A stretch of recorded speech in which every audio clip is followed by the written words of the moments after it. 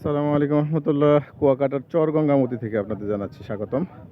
দেখতে পাচ্ছেন এখানে অত্যন্ত চমৎকার একটি সকালের দৃশ্য। আমরা সূর্যোদয় দেখার জন্য এখানে আসছি এবং এই চর গঙ্গামতির যে বন রয়েছে এই সমুদ্রের একেবারেই কূল ঘেঁষে।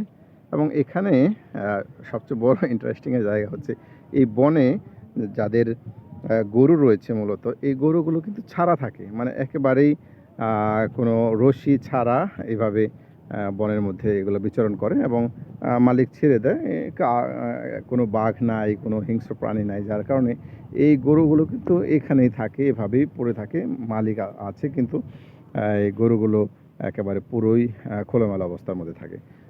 আমরা প্রতিমধ্যে আরও অনেকগুলো গরু দেখেছি যেগুলো একসাথেভাবে বসে রয়েছে। আমরা সর্বশেষ এই পয়েন্টটায় আসার কারণে চরগঙ্গামতির এই জায়গাটা আসার কারণে আমরা এখানেও দেখতে পাচ্ছেন অনেক পর্যটক এখানে অপেক্ষা করছে অন্যান্য যে স্পটগুলো রয়েছে সূর্যোদয় দেখার জন্য। সেই জায়গাটা আমরা মেন জায়গাটা যাব।